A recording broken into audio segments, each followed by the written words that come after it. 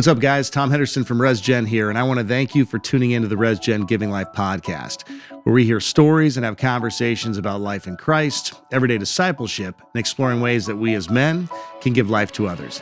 As always, whether this is your first time listening or you haven't missed an episode yet, I appreciate you joining me for this edition of the podcast. My guest today is a new friend of mine who is the closing speaker at this year's RESGEN Men's Summit, which took place on January 29, 2022 here in Sioux Falls.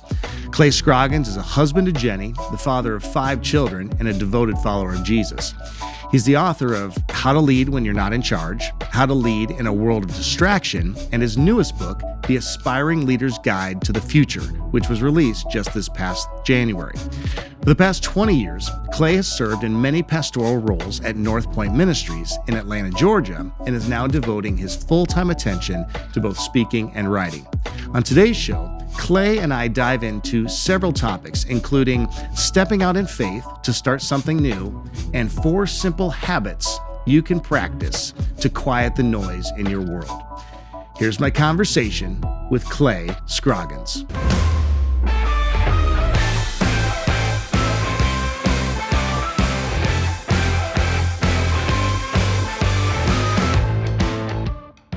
Well, Clay Scroggins, it's good to have you here on the RESGEN Giving Life podcast, my friend. Thanks, Tom. So good to be with you, man. We were together about just a couple of hours, a couple of months ago. So I know, it was so cool. It was like bonus. I know, and I love that. I love telling that story of just how we got connected in the first place, because I actually reached out to you a couple of years prior to this year's summit to see if there was any possibility of you coming and being a part of the summit. It didn't work at that time, but then through just a variety of things happening, we needed someone because Sam Collier wasn't able to join us, and I called our mutual friend Ted Cunningham, and he said, "What about Clay Scroggins?" I said, "Oh my gosh!" I said, I've been actually wanting to have Clay in Sioux Falls for so long, and then it worked out, and he just came and hit a home run, scored a touchdown, whatever you want, whatever kind of sports analogy you want to put with it. And so it was great to have you here, and now we can kind of have part 2 of our conversation.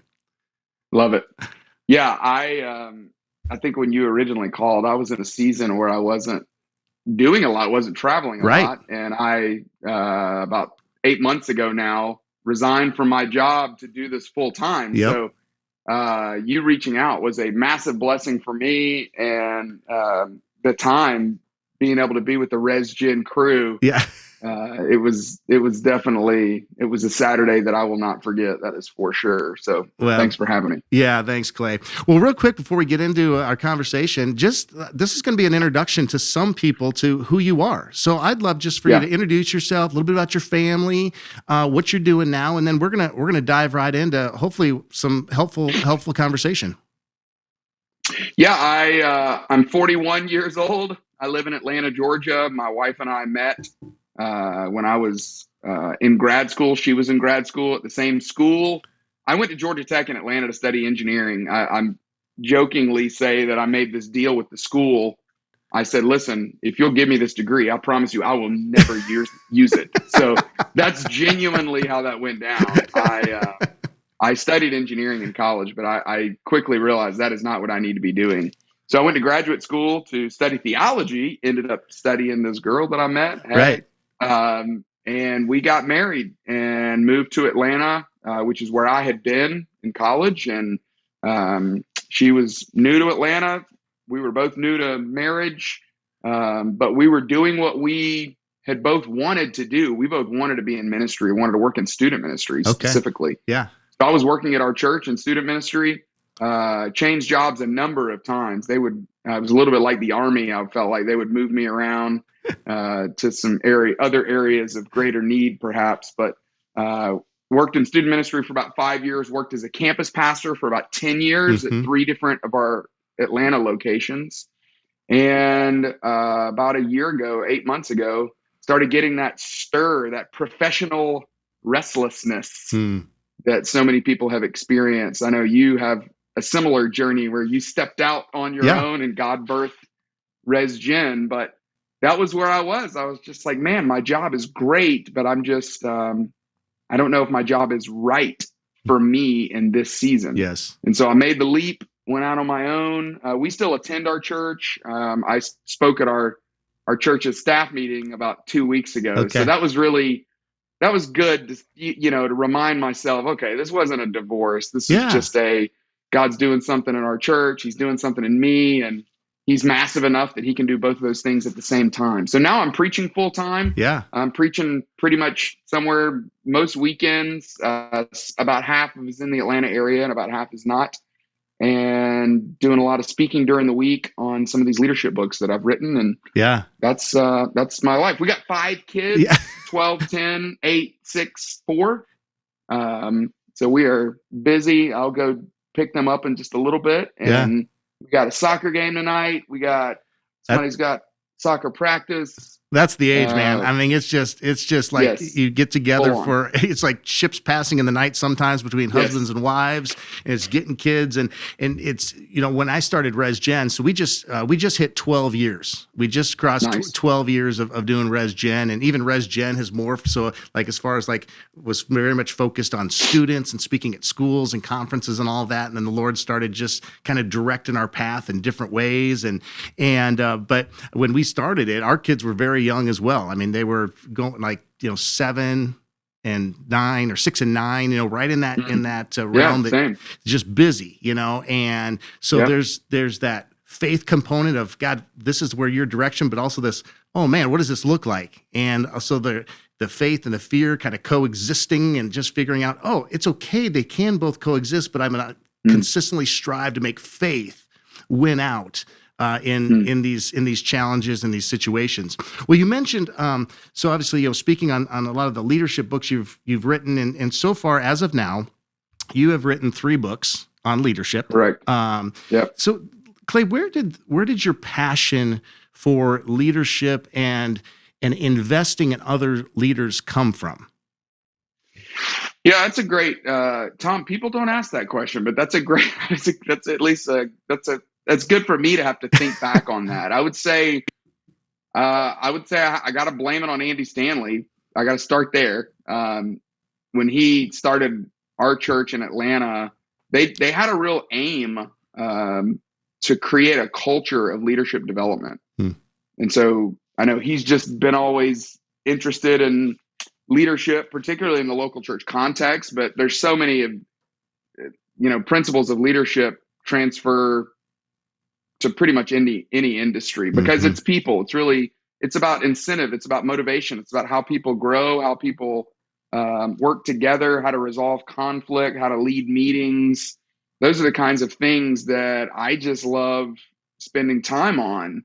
And whether it's how do you help someone grow spiritually, how do you help someone grow physically, how do you help somebody grow relationally or in their marriage, it's all pretty similar. I mean, so much of it is the power of the Holy Spirit at work in us.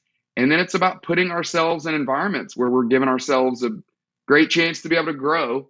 And that's what I've been focused on, really ever since I was a pastor, but particularly since 2017, when I released How to Lead When You're Not in Charge. And that book is, it's given me so many great opportunities. I had no idea when I released it that so many people would look at the cover and go, bro, that's for me. Yeah, like, that how applies. did you know? Well, as it turns out, like 99% of us are not in charge. I mean, there are the few that kind of rise to that CEO, executive director, president level. But, and honestly, even those people oftentimes feel like, well, my boss, it's now a board, or it's now our clients, or it's our customers, or it's our parishioners in our church. And so helping people learn that God has put something inside of you. I think it's birthed out of our God-given DNA of wanting to go subdue the earth, design something, create something, make something, build something, organize something. But also it's, I think it's living out our calling. It's living out this mission that God's given us, that, hey, I've got this one life, and how I affect other people matters so deeply. It matters in this life, but it matters in the next life as well. And so it's been a whole lot of fun for me. I mean, if you would have told me 20 years ago, this is where you had ended up and this is what you get to be doing, I'm sure it's similar to your situation where you're going like, no chance. That's incredible. That'd be amazing. I mean, other than being Jim Nance and doing like back-to-back weekends of the Final Four and then the Masters. Like other than that, Yeah. I'm doing about what I have always wanted to do. Yeah. Well, that's so true. So you just mentioned Andy Stanley, and that's where you did your 20 years in North Point Ministries and all those different pastoral roles that you mentioned. We didn't mention that. I mentioned it in the kind of the intro of the podcast and with you being my guest and so forth. But so you mentioned North Point and obviously working alongside and under Andy Stanley, and who's obviously grown into national global like leadership guru and pastor, and which I'm sure was amazing. But then there has to have been a time maybe, or maybe there wasn't, Clay, where did you ever feel like, man, I kind of walking in his shadow, and I really do want to kind of be the leader, but having to balance those feelings with, man, but I'm called to be a team member and lead from the second chair, so to speak? I mean, no doubt, but I was never a victim in it though, for sure. I mean, it was a massive blessing. I mean, I got more out of the whole deal than I ever gave. I mean, Andy helped me establish a platform, helped me learn how to preach, helped me learn how to be a pastor. Just watching him as a husband and a dad. I mean, he's just a tremendous person. Yeah. Usually the greatest leaders are the greatest people. And that's certainly true with him. He's just a really good man. He's a really good person. And so I went through all those stages of, when I started preaching at North Point 10 or 15 years ago, I was the Memorial Day preacher. I would do Memorial Day weekend, Labor Day Holidays, weekend. It's right. I was kind of the holiday pastor. Then after that, we were in a long season of growth, which was really fun to be a part of. And so I called myself traffic control. People would hear that I was preaching and it would just kind of thin the traffic out a little bit. I went through that phase for sure. Surely, I mean, certainly when I was the campus pastor at North Point in Alpharetta, which was, that's what people would say, like, oh, that's the mothership or the original or whatever.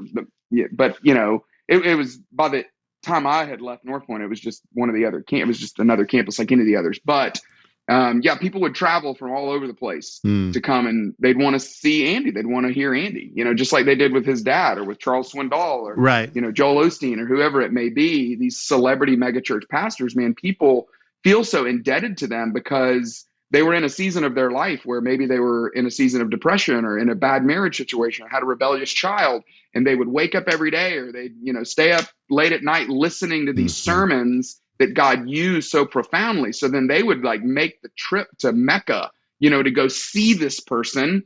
And then I would step up on stage, and be like, well, hello, everyone, and you could just feel this like massive sense of disappointment, like rise up in the room, So for sure, I mean, I grew very comfortable with that. Do I have time to tell one quick story? Of course, you can tell, you bet.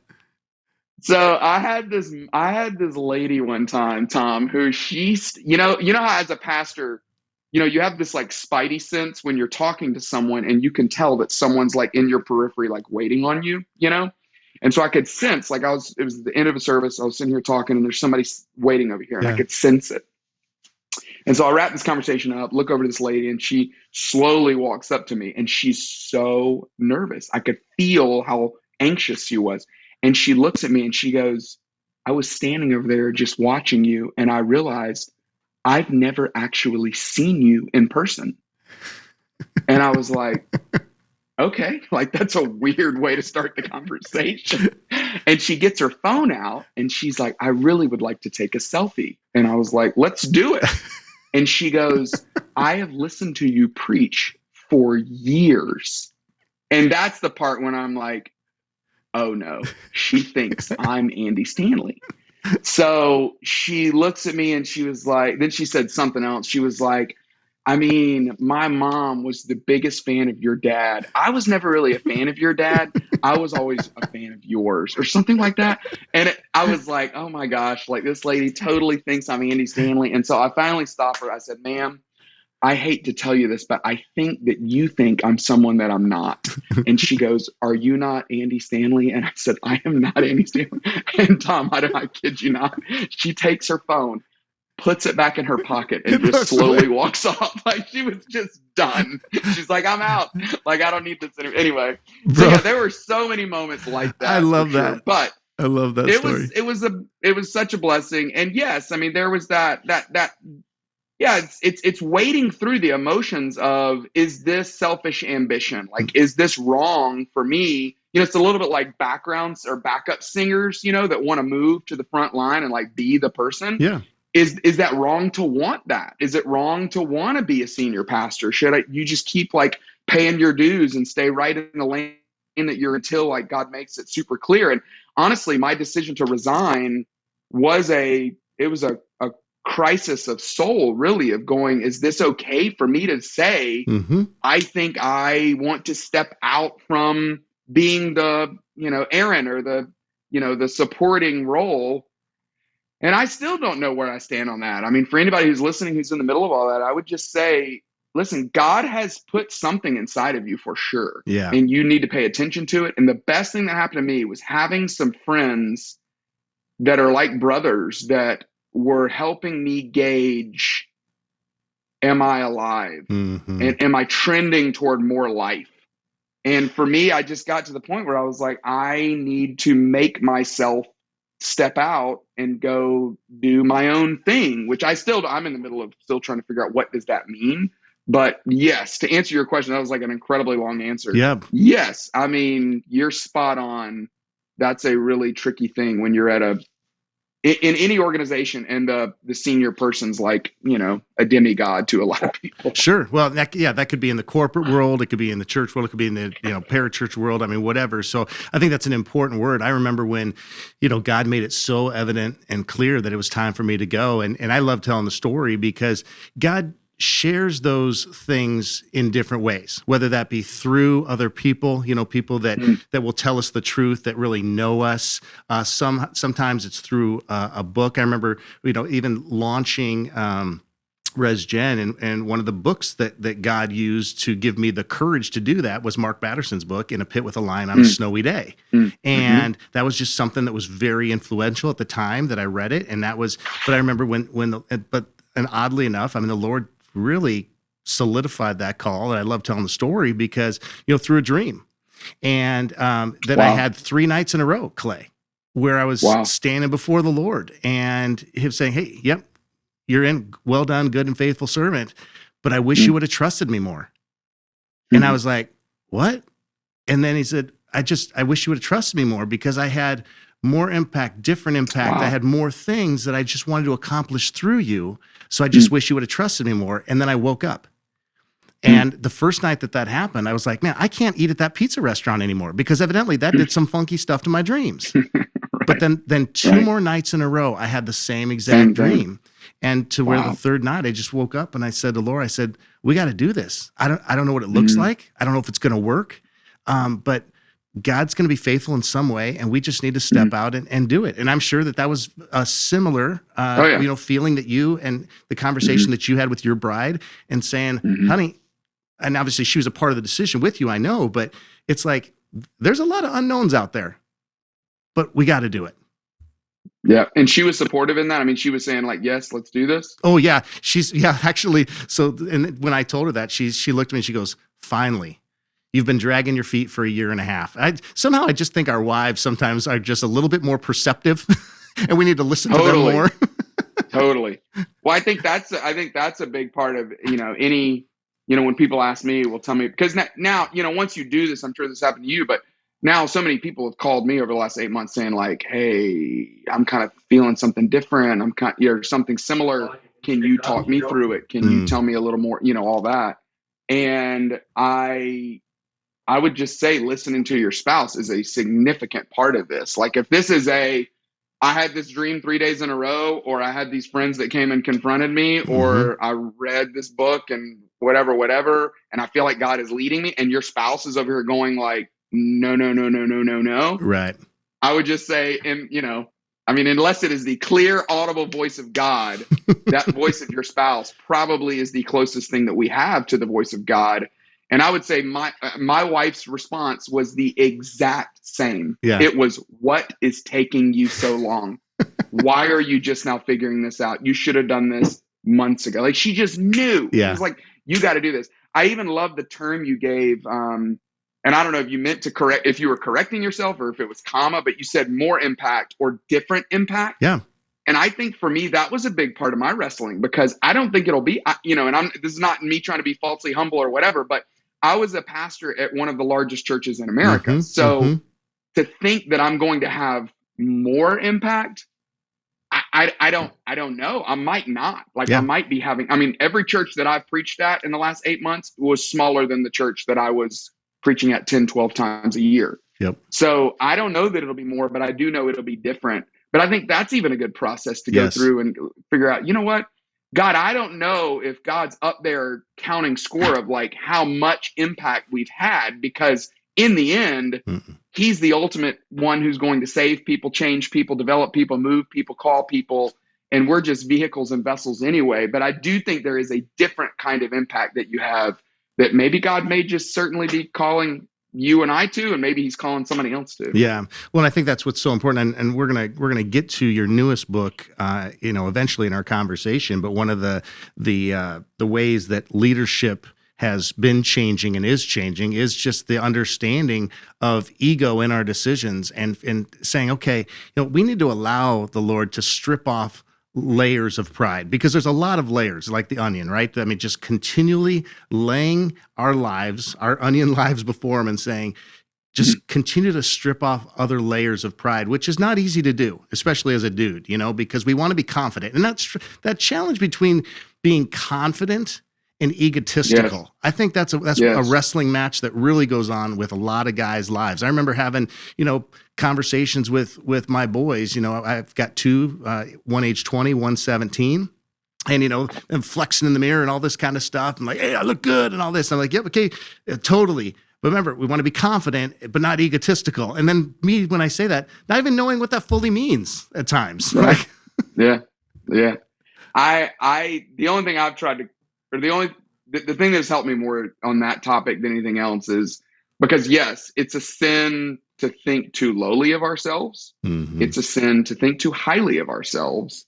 So how do we think rightly about ourselves? And I think that's where God's word is so crucial and clutch. And, his ultimate voice to us is the best way we can think about ourselves is to think about ourselves the way he thinks about us, right? I think the most right way to think about yourself is to believe what he says about you most deeply. Mm-hmm. And that's the only thing I've been able to hold on to, or not the only thing, but holding on to that in this season has been really crucial because, that simple little verse in Psalm 23, the Lord is my shepherd and I lack nothing. Yeah. I'm like, I don't know, man. I do know the Lord is my shepherd right now, but there's a lot that I lack. I lack courage. I lack confidence. I lack the wisdom to know what to do. I lack the vision to be able to see it. I cannot see it right now, but really trusting that, you know what? All right, God, whatever he's given me today, that's all that I need. And if I have him, then I have everything I need. And if there's something that I need that I don't have, I must not need it yet.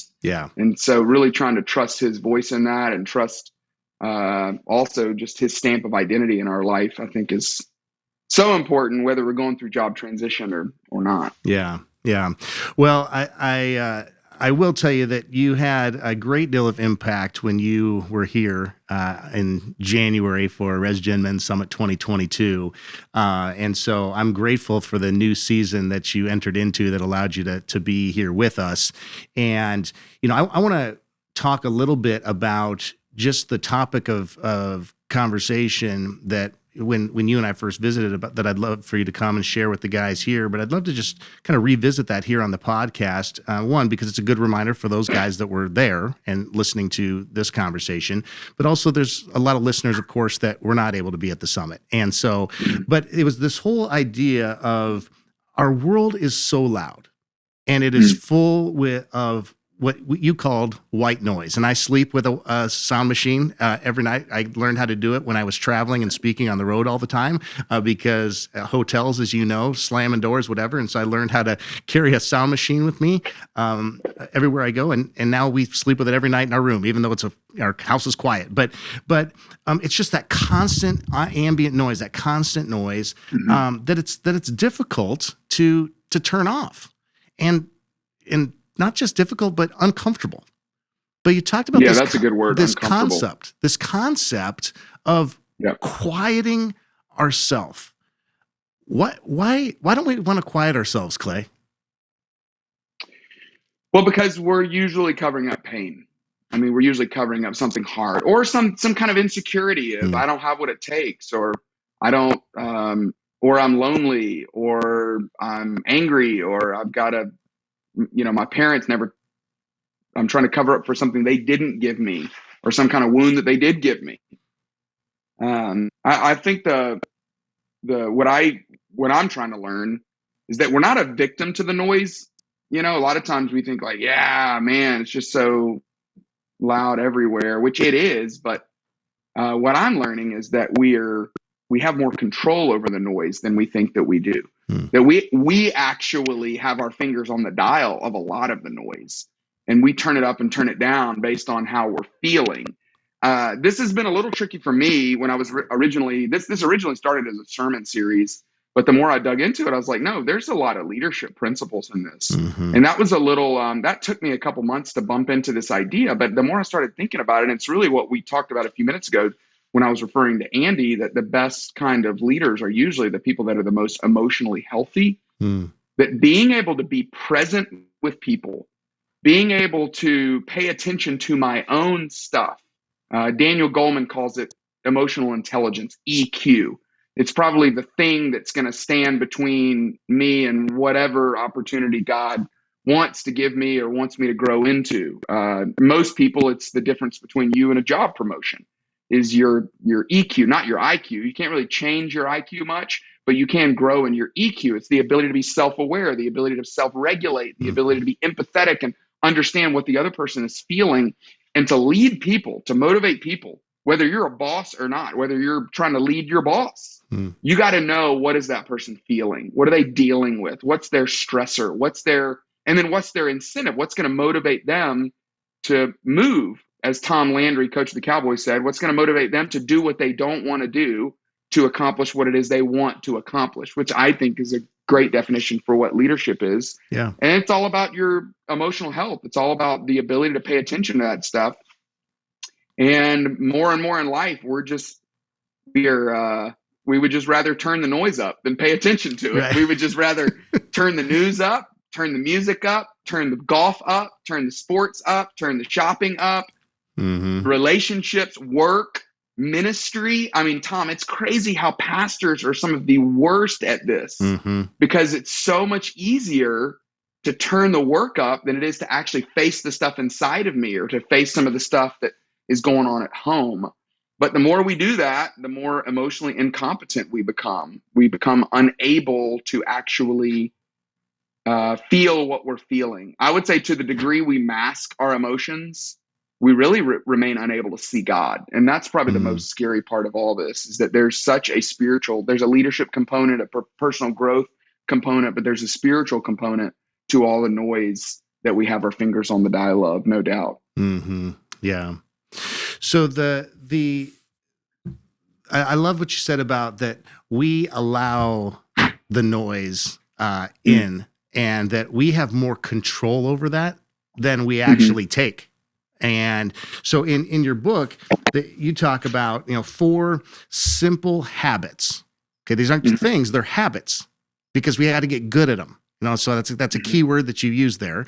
I know you did that on purpose, but I'm glad you wrote habits there, because these are things we have to train ourselves to do, because these don't come easy. Because it is easier to go to Twitter and just scroll for 30 minutes, which is exactly the reason why I took Twitter off my phone. I mean, the magnetic pull in the morning from my hand to my phone. I mean, it is just like dying to be here, right? And then that thumb just knows exactly how to get there, so I can just scroll endlessly. Yeah, it is powerful. Exactly. So the first simple habit. So I just want to go through these habits really quick because I think that these can be helpful for people just to kind of just process and think. And we're by no means going to solve the world's issues in these next few minutes, but I think they can be helpful. But there's 4 simple habits are, finding simplicity, speaking to yourself, getting quiet, and pressing pause. So real quickly, finding simplicity.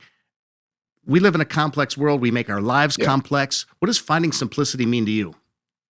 I mean, as silly as this example is, Steve Jobs, Mark Zuckerberg, they both wear the same thing every day. I'm sure Zuckerberg does it because Steve Jobs did it, but it's just the concept that our worlds want to become more cluttered. We want to become more complicated. I heard you mentioned Ted Cunningham, our mutual friend who connected us. I was at his church one Sunday where Ted talked about just that urge to go buy a boat. And he's like, you know what BOAT stands for, right? Bust out another 1,000. It is. I mean, anybody who's owned a boat, it's like every time you turn around, you're paying another 1,000 to get something fixed, right? But whether it's buying an additional car, buying that extra home, our lives are, the pull, the magnetic pull, the current of culture of our society is to move toward more stuff, busier schedule, and a rhythm of life is that powerful ability to say no, to say, you know what, I'm not going to do that right now. I'm not saying no forever, but I'm saying no for now because we just can't. So, unfortunately with the season that we're in right now, I'm having to travel a couple days a month. And so that's having to say no to some events that I just can't do because I can't get there and back in one night. That's a really big deal. Or for our kids, it's having to turn down the noise of travel sports, which fortunately we don't have LeBron James living in our home. And so there's no coach like banging down our door to try to get us to play travel sports right now. But that's been a big one. For my wife, it was the decision we made early on for her to not work when our kids were real young. It's those decisions that you make to fight for and to find simplicity. It's a habit. It's a rhythm so that you can pay attention to what's going on in your own soul, so that you can pay attention to what's going on in the soul or the ethos of your family, so that you can hear what's going on around you, and so that you can remain able to hear from God. Yeah, and I commend you for looking at the family schedule, because the temptation, of course, is to just say, well, yes, I need to be speaking, I need to do this. And for years, Clay, just transparent with you, like that was something that I really struggled with, because I felt like, well, I need to be out, I need to be doing this, I need to get better, better at my craft, I need to be speaking at places, I owe it to donors to the ministry, I owe it to this event or whatever. And because of that, I watched both my kids open birthday presents from an airport on FaceTime because there was delays and I didn't put a buffer in. Laura was born in October. Well, that's heavy fall retreat time, as you remember from the youth ministry world.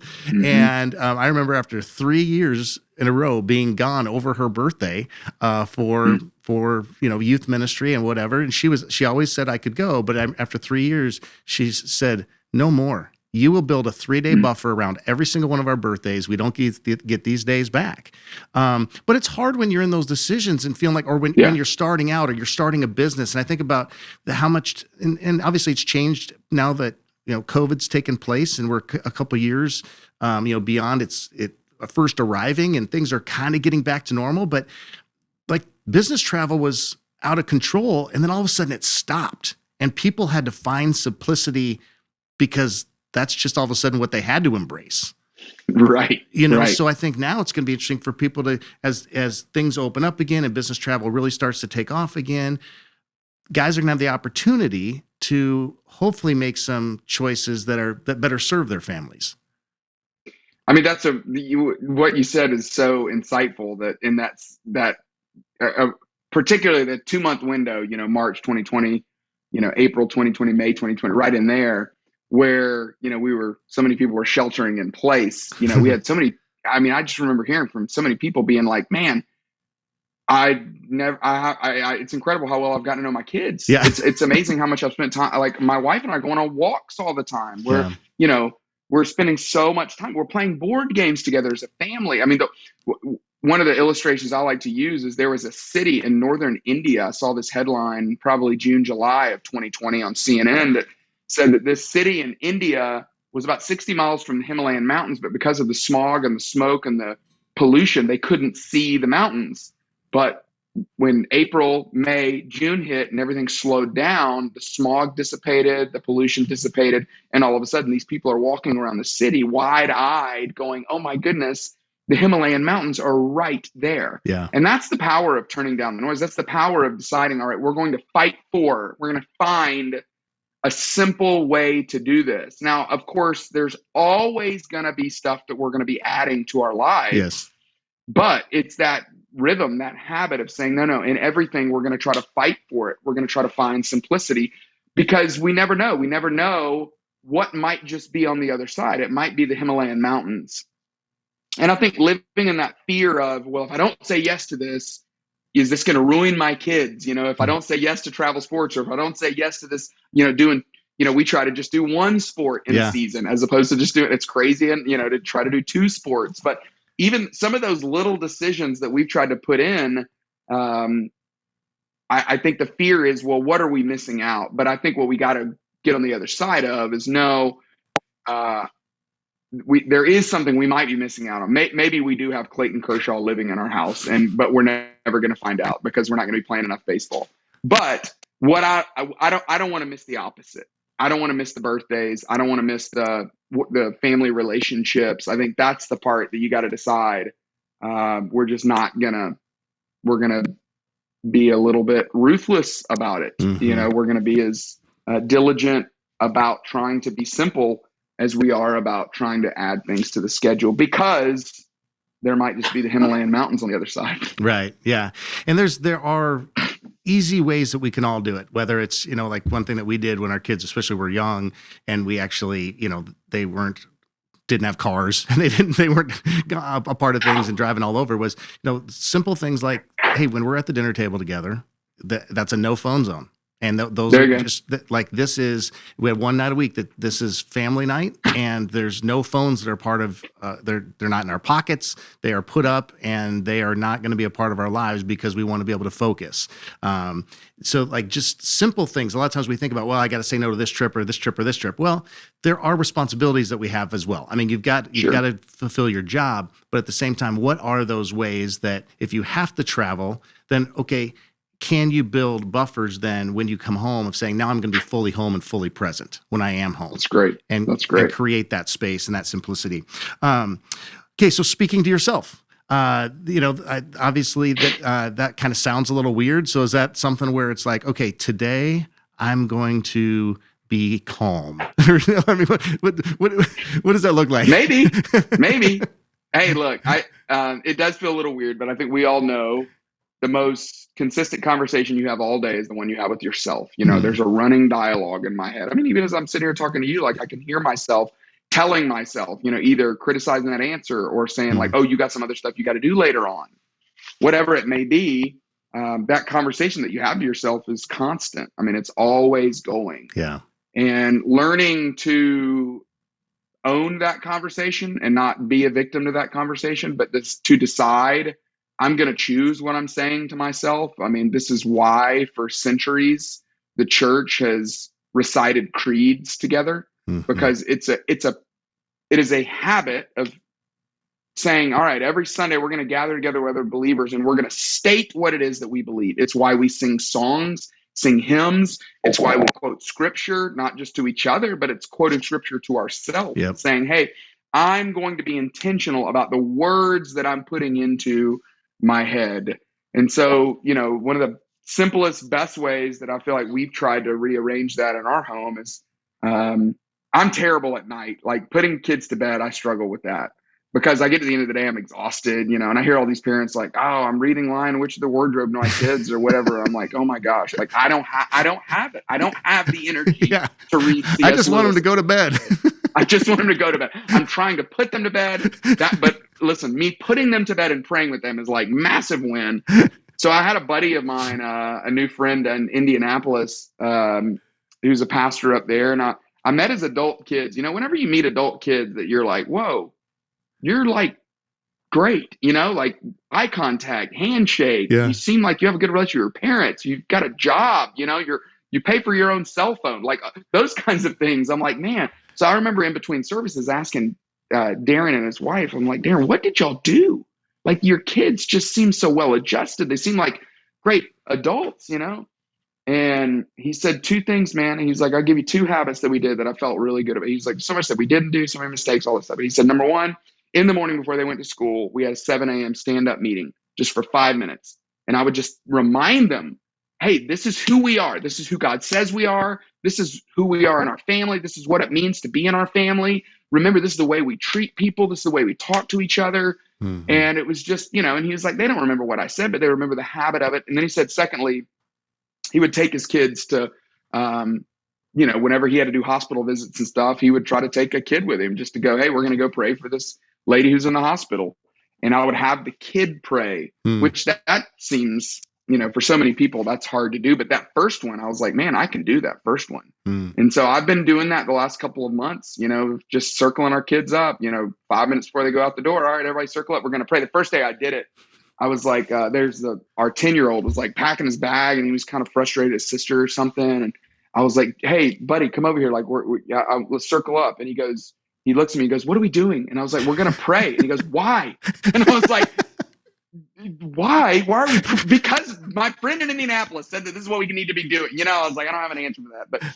But we all know it takes so much energy and intentionality to be a great parent.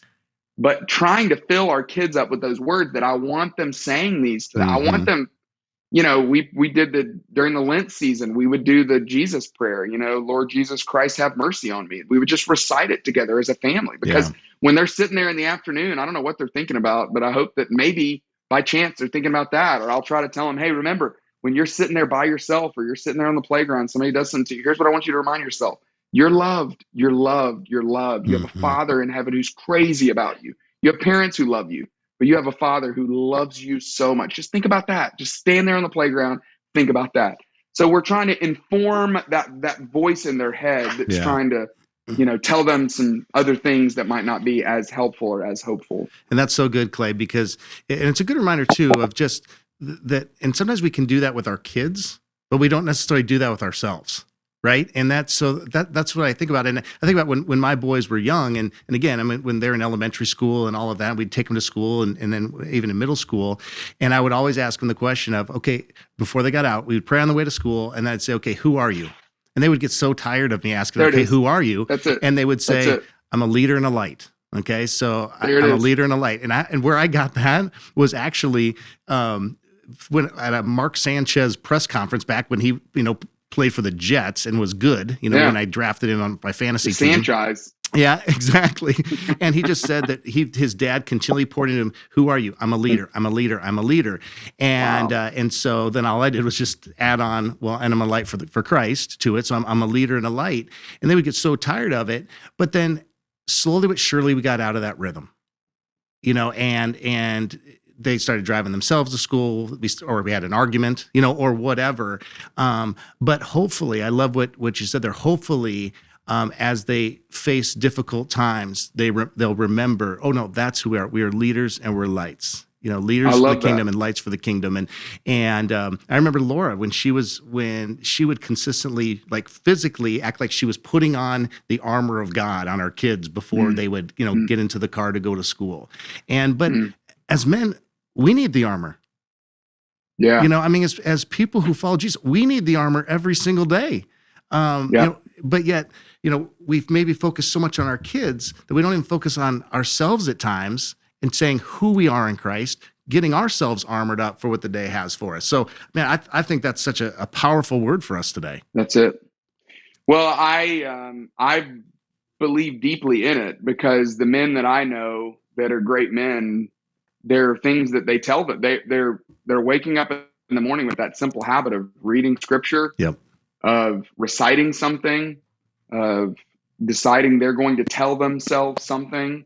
I just think it's something we have to do. You're right. It's in some ways it's easier to do it with our kids than it is to do it with ourselves. But if we're going to quiet the other noise, Mm-hmm. then it sometimes requires us turning up the voice of God in our own life, which means, hey, I'm going to decide what I'm saying to myself, and I'm going to say the things that I think my Heavenly Father would be saying to me. Yeah. And so it's really just that decision, that habit, that rhythm of doing that, or else we're just victims to the whatever the other voices are that want to say things to us. Right. And you just mentioned that being quiet and the importance of reading God's word, which, as you know, a lot of times, guys, we just get right into work. We get right into the day, and we don't get into the word near as much as we should, as even we want to. Like we all say, man, I need to read the word more. I want to read the word more.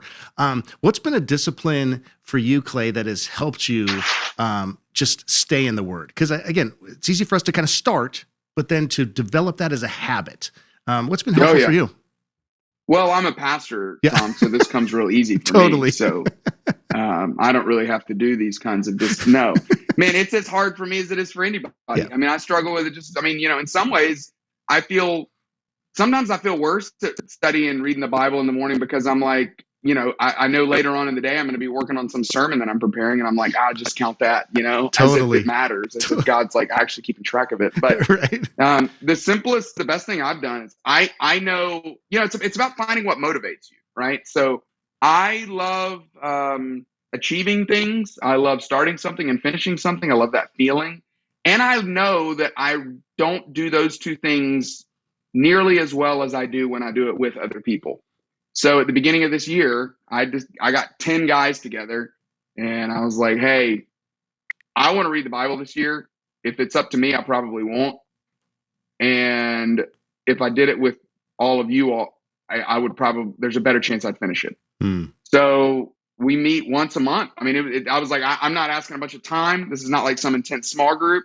We're going to meet on the first Monday of the month at 7:30, and we're just going to talk about what we're learning. We're going to text each other throughout the month about what God's teaching us. And then we're all just going to use this plan, and then we're just going to stay up to date on it.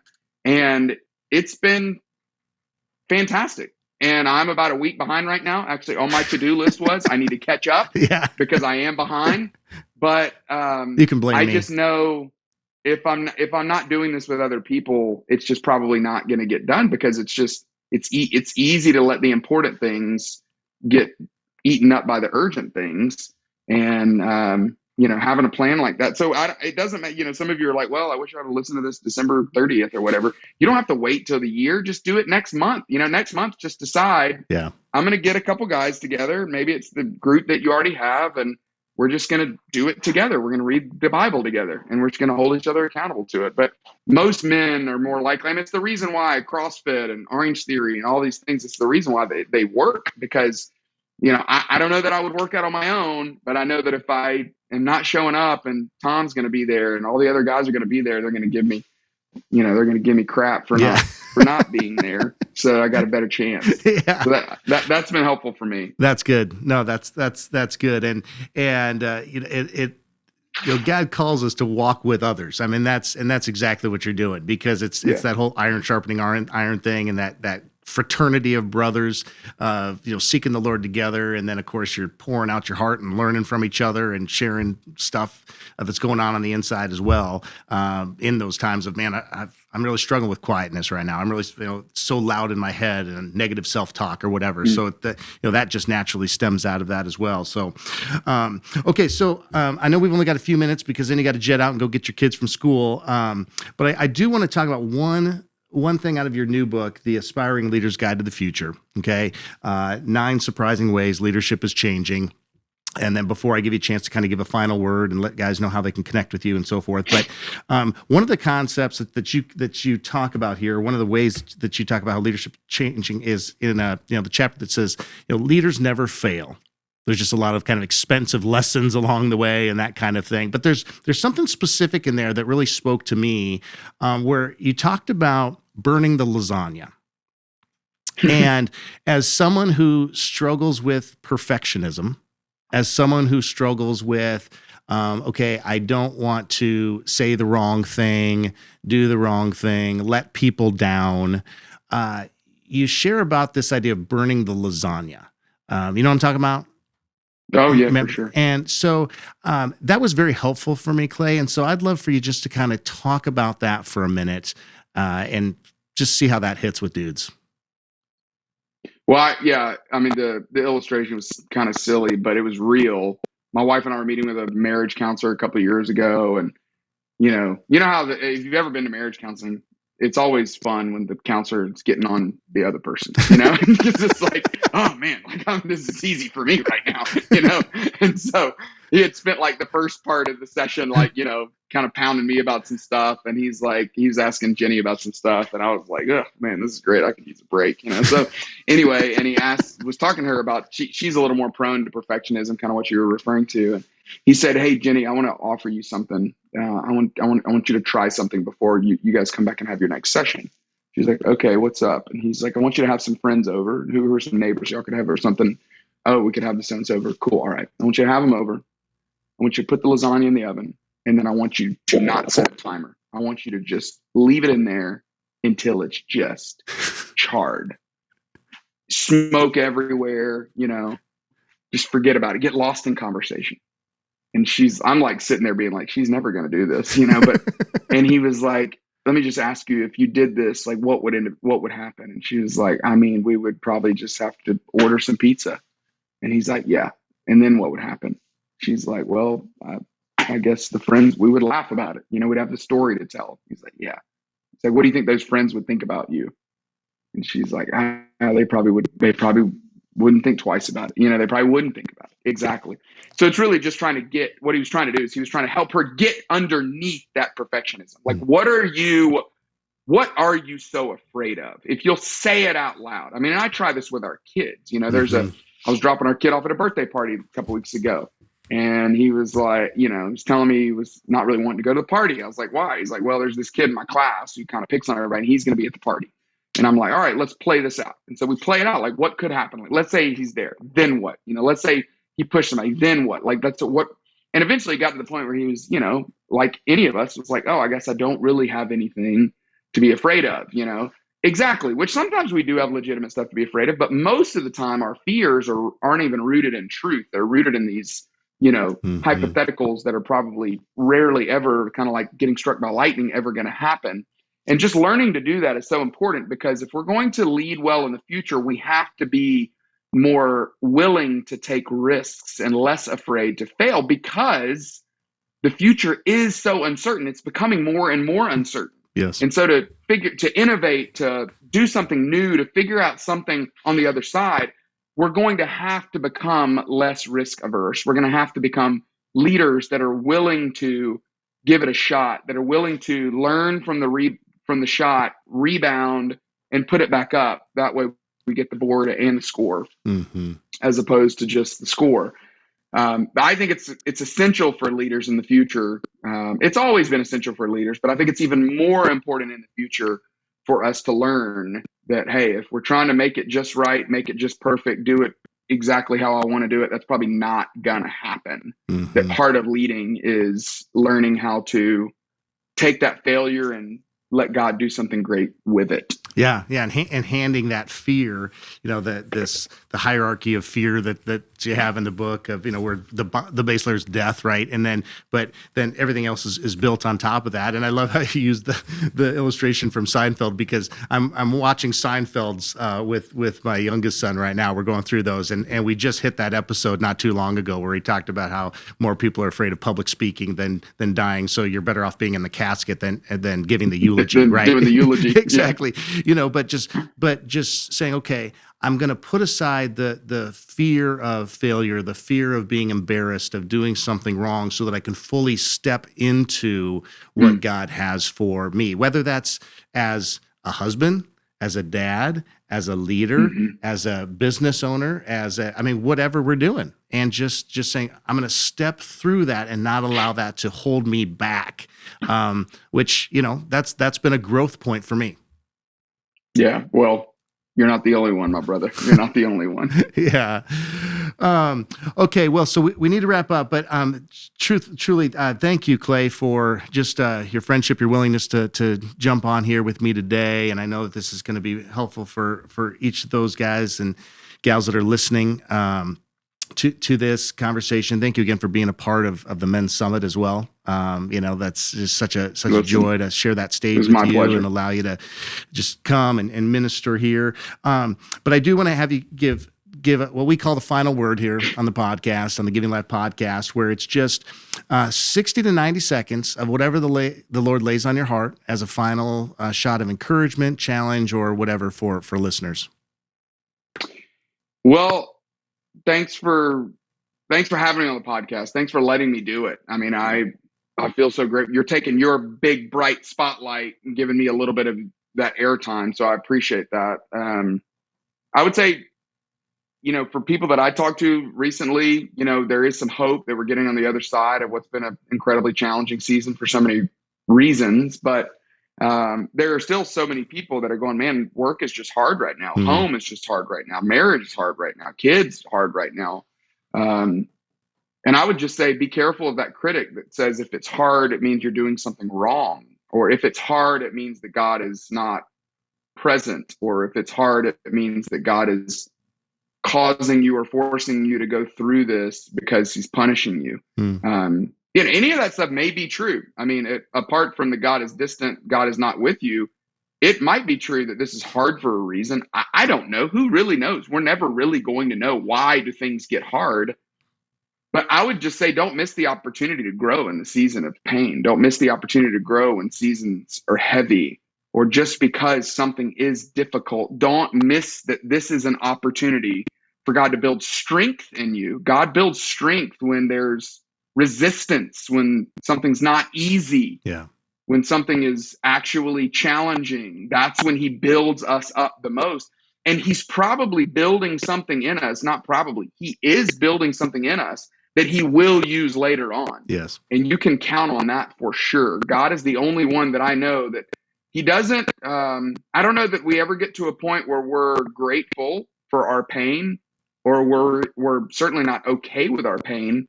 But he's the only one I know that can make our pain mean something. Yeah, the purpose. And he can make the pain or the challenge or the hard time that you're in right now, he can make it mean something. He can make it meaningful, because he can build something in you if you'll let him. He can build something in you that he wants to use later on. So just slow down in this season, pay attention to him, and maybe even ask him, God, before I pray for you to remove this, I'm going to ask you to use this, use it in a way to grow me. Yeah. I know that's been my prayer in this last season for me is, God, whatever you're trying to do in me, I do want you to remove it, but even greater than that, I want you to use it. Yeah. And so that would be my encouragement. That's good. To anybody listening today is, hey, he wants to use it. He wants to use it. And so why don't you get on board with it? Yeah. Ask him for it. God, would you use it even before you remove it? That's awesome. That's awesome. New levels of spiritual maturity are on the other side of those statements like That's those. exactly for sure. right. So, well, Clay, thank you again for being on here. If guys want to connect with you, obviously just tell like social media, how to follow you. All your books are available on Amazon, of course, but how can guys follow you, connect with you? Hit me up. My email is clay.scroggins@gmail.com. I'd love to hear from you. Yeah, you can follow me on social media. You can DM me on social media, whatever you want to do. But if somebody wants to get in touch with me, I'm trying to make that as easy as possible, and I'll try to respond. But clay.scroggins@gmail.com.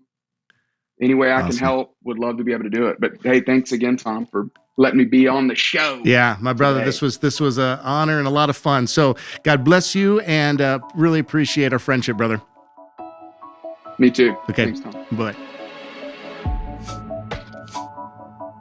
Thanks again for tuning into this episode of the RESGEN Giving Life podcast. I hope you enjoyed my conversation with Clay Scroggins today. To find out more about Clay and to connect with him a little bit more, be sure to follow him on all his social media channels at Clay Scroggins. Also, if you found our conversation helpful, I encourage you to share it with others in your relational world so that they may find it beneficial as well. Lastly, before you sign off, I would be honored if you would take 30 seconds to rate and review the podcast, as that is such a great way to help us both expand our reach and impact more people for the Lord. All right, that's all for today, everybody. Thanks again for joining me, and we'll see you next time on the RESGEN Giving Life podcast. Until then, continue striving to be men whose life in Christ gives life to others. We'll see you soon.